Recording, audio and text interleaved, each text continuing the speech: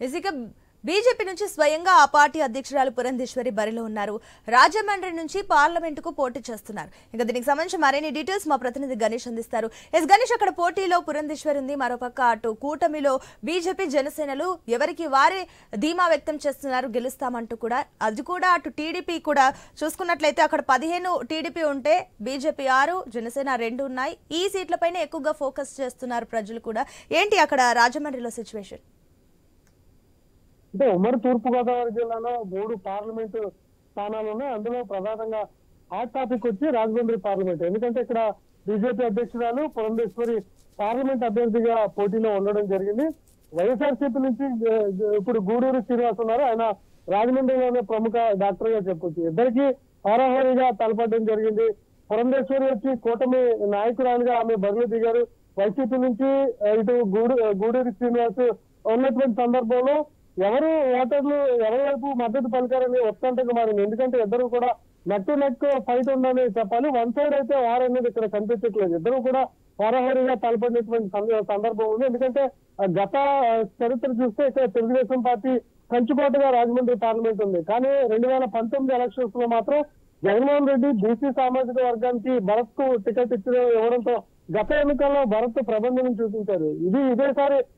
ఇదే ఫార్ములాను సీఎం జగన్మోహన్ రెడ్డి అమలు చేశారు. ఇక్కడ మరొకసారి ప్రతిబలిసిన సామాజిక వర్గానికి సంబంధించినటువంటి ఇటు గూడూరు శ్రీనివాస్ వైసీపీ నేతగా ఆయన బరిలోకి దిగిన సందర్భం. అయితే గత రిజల్ట్ ని ఈసారి వైసీపీ అంటే సాధిస్తుందా లేదంటే చూడాల్సి ఉంది. ఎందుకంటే ఇక్కడ ఉన్నటువంటి లీడర్ పురంధేశ్వరి ఆమె వచ్చినటువంటి 4 రోజుల్లోనే చాలా 7 పార్లమెంటు అంటే 7 అసెంబ్లీ స్థానాల్లో ఫోకస్ పెట్టడం జరిగింది. ముఖ్యంగా అనపర్తి నియోజకవర్గానికి సంబంధించి తెలుగుదేశం పార్టీ నేత నల్లమల్లి రామకృష్ణారెడ్డిని బీజేపీ వైపుకు లాగేందుకు చేసినటువంటి ప్రయత్నంలో ఆమె సక్సెస్ అయ్యారు. దీంతో అక్కడే పురంధేశ్వరి యొక్క సక్సెస్ కనిపించింది. దీంతో జూన్ 4 రాబోయేటువంటి రిజల్ట్ లో పురంధేశ్వరి యొక్క రిజల్ట్ కూడా గెలుస్తుందన్న సంకేతాలైతే ఆ పార్టీ కూటమి నాయకులు చెప్పినటువంటి సందర్భం కనిపిస్తుంది. మరోవైపు కాకినాడ పార్లమెంట్ మనం చూస్తే కాకినాడ పార్లమెంట్ లో కూడా కలమశెట్టి సునీల్ వైసీపీ నుంచి పోటీ చేస్తున్నారు. తంగళ్ళ ఉదయ శ్రీనివాస్ వైసీపీ జనసేన నుంచి పోటీ చేస్తున్నారు. జనసేన పోటీ చేసేటువంటి 2 స్థానాల్లో ముఖ్యమైనటువంటిది మచిలీపట్నం, కాకినాడ పార్లమెంట్. అయితే కాకినాడ పార్లమెంట్ లో కూడా జనసేనకు హోప్ ఉందని చెప్పాలి. ఎందుకంటే ఆ పార్లమెంట్ పరిధిలో పిఠాపురం అసెంబ్లీ స్థానం నుంచి పవన్ కళ్యాణ్ బరిలోకి దిగడంతో పవన్ కళ్యాణ్ ఈ కాకినాడ పార్లమెంట్ లో ఖచ్చితంగా ప్రాబల్యం ఉంటుంది. అందువల్ల తంగళ్ళ ఉదయ శ్రీనివాస్ కూడా కొంత ఎగ్గుండేటువంటి అవకాశం ఉన్నట్లుగా అటు ఆ వర్గాలు భావిస్తున్నాయి. కానీ చలమశెట్టి సునీల్ గత 3 దఫాలుగా పార్లమెంట్ కు పోటీ చేసి ఆయన ఓడిపోవడం జరిగింది. దీంతో ఈసారి వైసీపీ నుంచి పోటీ చేసుకుండడంతో సింపతి ఓట్లు ఆయనకు పడి వైసీపీకి కూడా ఎక్కుంటుందనేది ఆ పార్టీ వర్గాలు చెప్తున్నాయి. కాకినాడ పార్లమెంట్ లో కూడా ఎక్కువ ఫైట్ ఉంది. ఇంకా అమలాపురం పార్లమెంట్ పరిధికి వస్తే ఇక్కడ మా దివంగత నేత బాలయోగి కుమారుడు హరీష్ మాధవ్ పోటీ చేస్తున్నారు. ఇక్కడ 1 సైడ్ వారని చెప్పాలి. ఎందుకంటే ఇక్కడ వైఎస్ఆర్సీపీ నుంచి రాపాక వరప్రసాద్ ను ఆయనకు ఇష్టం లేకపోయినా వైసీపీ అధిష్టానం ఆయన్ని బరిలోకి దింపింది. అంతకు ముందు 2019 ఎన్నికల్లో చింతా అనురాధ ఇక్కడ పోటీ చేస్తే ఆమె గెలిచారు.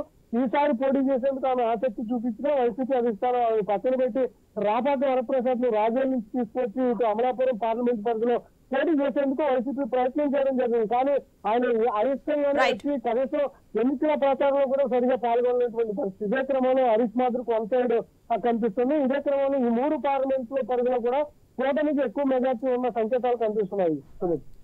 Right, thank you. Yes Ganesh.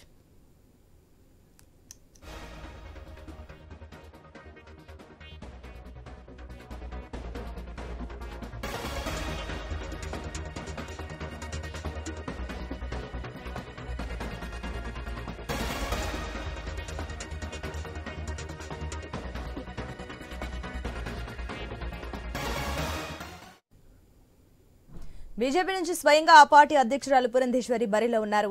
Rajahmundry నుంచి పార్లమెంటుకు పోటీ చేశారు. అనకాపల్లిలో మాజీ ఎంపీ సీఎం రమేష్ పోటీ చేశారు. అరకులో మాజీ ఎంపీ కొత్తపల్లి గీత పోటీలో ఉన్నారు. నర్సాపురంలో భూపతిరాజు శ్రీనివాసవర్మ బరిలో ఉంటే తిరుపతిలో మాజీ ఎంపీ వరప్రసాద్ సవాల్ చేశారు. అటు జనసేన నుంచి మచిలీపట్నంలో సిట్టింగ్ ఎంపీ బాలశౌరి, కాకినాడలో ఉదయ శ్రీనివాస్ పోటీ చేశారు. వీరిలో ఎంతమంది ఓటర్లను ఆకట్టుకున్నారనేది ప్రశ్న. అలాగే బీజేపీ జనసేనకు వచ్చే ఎంపీ సీట్లపై జోరుగా పందాలు కూడా జరుగుతున్నాయి. పార్టీ నేతలు మాత్రం గెలుపుపై చాలా ధీమాగా కనిపిస్తున్నారు. పోలింగ్ ముగిసినప్పటి నుంచి బూత్ల వారీగా పోలైన ఓట్లతో కుస్తీ పడుతున్నారు. అంచనాలకు వచ్చే ప్రయత్నము చేస్తున్నారు. ఇప్పటి వరకు పైకి ఎలాంటి ప్రకటన చేయనప్పటికీ గెలుపు తమదే అన్న ధీమాతో ఉన్నారు అభ్యర్థులు. అయితే పార్లమెంటు వారీగా చూస్తే కొన్ని చోట్ల 2019 ఎన్నికల కంటే కొంతే పోలింగ్ శాతం పెరిగింది. ఇక అసెంబ్లీలో రికార్డులు నమోదైన లోక్సభ నియోజకవర్గాల వారీగా చూస్తే లెక్కలు మరోలా ఉన్నాయి.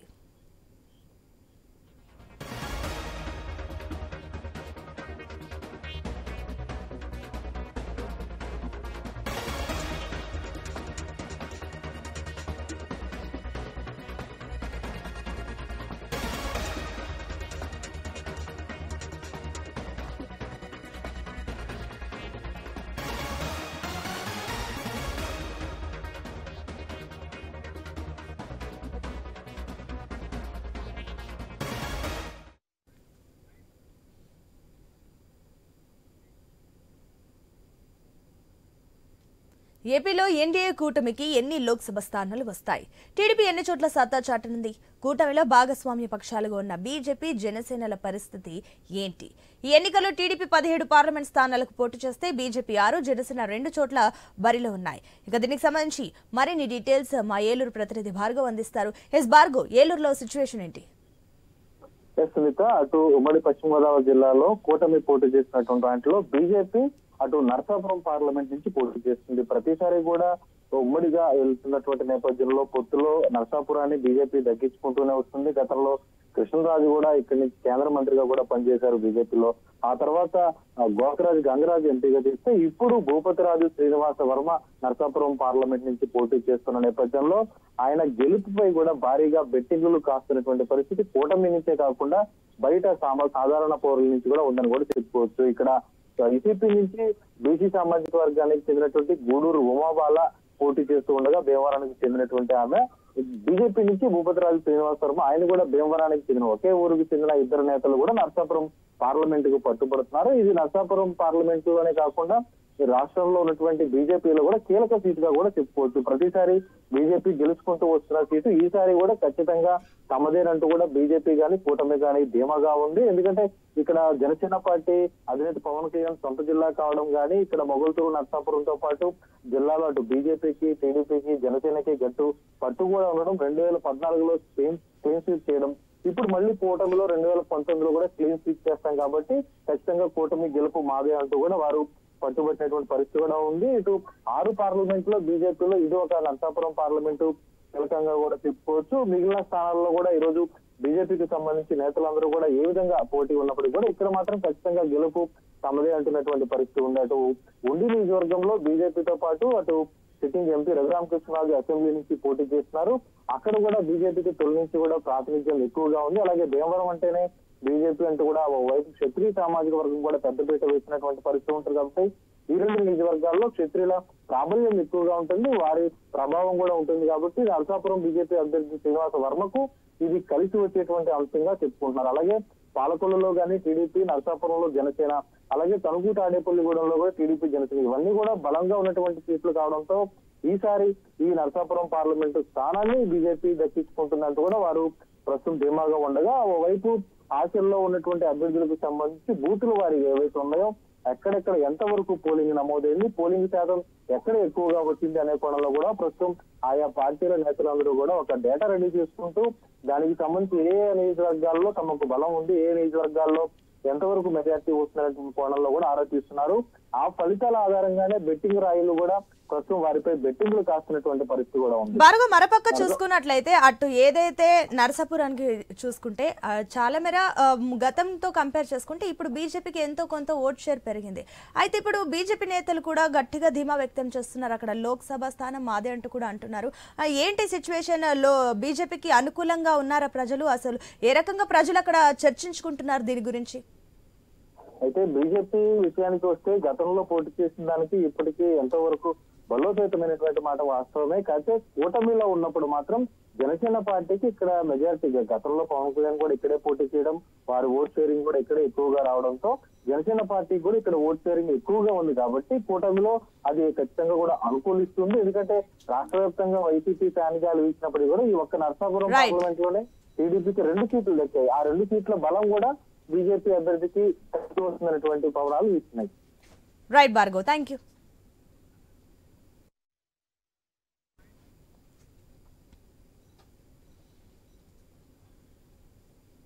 ఇసుక ఏపీలో ఎన్డీఏ కూటమికి ఎన్ని లోక్సభ స్థానాలు వస్తాయి? టీడీపీ ఎన్ని చోట్ల సత్తా చాటునుంది?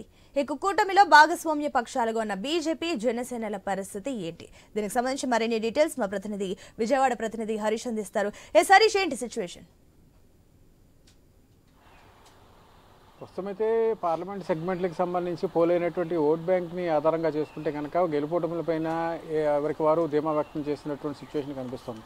కూటమి భాగస్వామ్యంలో సీట్లను పంచుకొని పార్లమెంటు స్థానాలను కూడా పోటీ చేసినటువంటి నేపథ్యంలో విజయవాడ కేంద్రంగా ఉమ్మడి కృష్ణా జిల్లా వ్యాప్తంగా ఉన్నటువంటి 2 పార్లమెంట్ సెగ్మెంట్లు మచిలీపట్నం, విజయవాడ పార్లమెంట్ సెగ్మెంట్లకు సంబంధించినటువంటి స్థానాలపైన ఎవరికి వారు ధీమా వ్యక్తం చేసినటువంటి సిచ్యువేషన్ కనిపిస్తుంది. విజయవాడ పార్లమెంట్ నుంచి ఒకే ఫ్యామిలీ నుంచి కేశినేని ఫ్యామిలీ నుంచి 2 అన్నదమ్ములు పోటీ చేస్తుండటం, వైఎస్ఆర్ కాంగ్రెస్ పార్టీ నుంచి కేశినేని నాని పోటీ చేస్తున్నారు.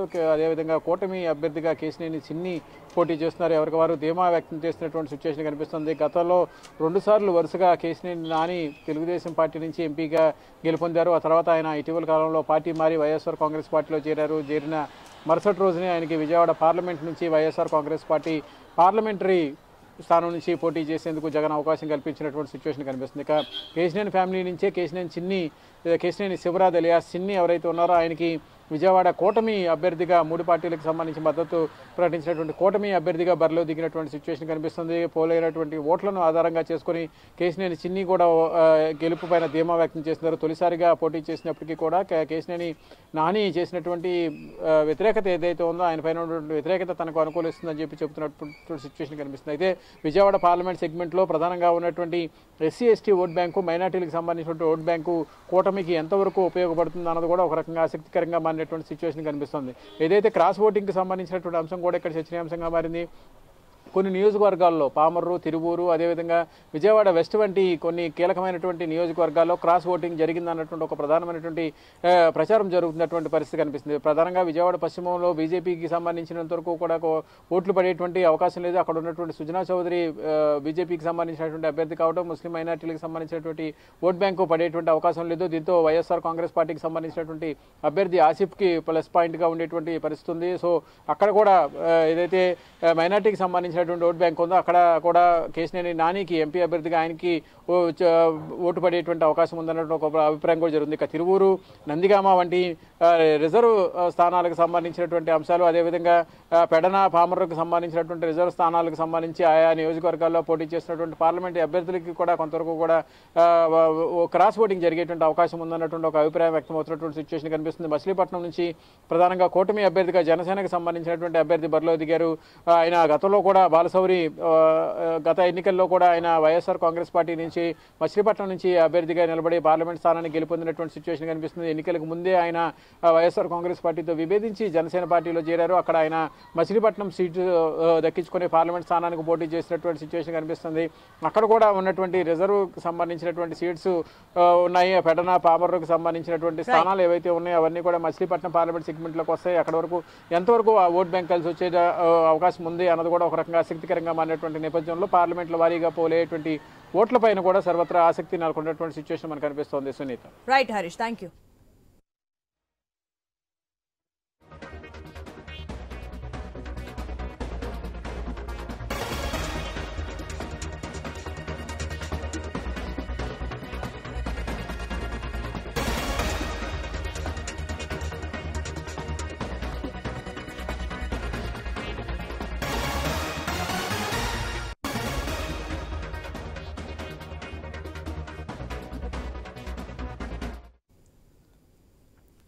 ఇక ఎన్నికల్లో టీడీపీ 17 పార్లమెంట్ స్థానాలకు పోటీ చేస్తే బీజేపీ 6, జనసేన 2 చోట్ల బరిలో ఉన్నాయి.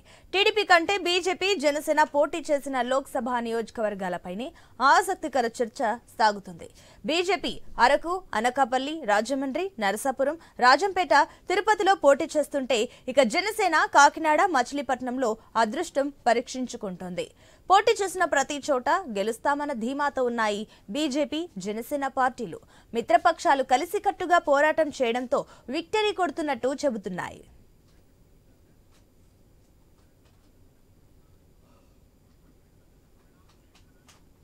రైట్, ఇదే అంశానికి సంబంధించి మరిన్ని డీటెయిల్స్ మా తిరుపతి కరెస్పాండెంట్ వర్మ అందిస్తారు.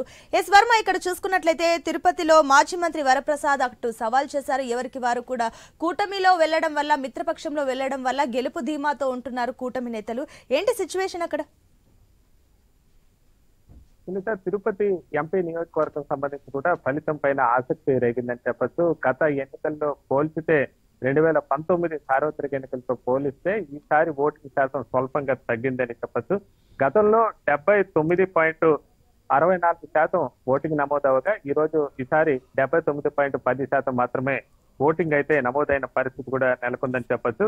అయితే తిరుపతిలో ఈ మధ్యలో ఉప ఎన్నిక కూడా వచ్చింది. పల్లి దుర్గా ప్రసాద్ 2019లో పోటీ చేసిన అభ్యర్థి చనిపోవడంతో తర్వాత ఉప ఎన్నిక వచ్చింది. ఉప ఎన్నికలో మాత్రం 64.60% అంటే బాగా ఓటింగ్ శాతం తగ్గింది. ఉప ఎన్నిక అనంతరం జరుగుతున్న ఇప్పుడు సార్వత్రిక ఎన్నికల్లో అంటే ఉప ఎన్నికతో పోల్చితే ఓటింగ్ శాతం భారీగా పెరిగినప్పటికీ 2019 ఎన్నికలతో పోలిస్తే మాత్రం స్వల్పంగా ఒక 60% ఎన్నికలు 79.10% అంటే స్వల్పంగా తగ్గినట్టుగా మనం చెప్పుకోవచ్చు.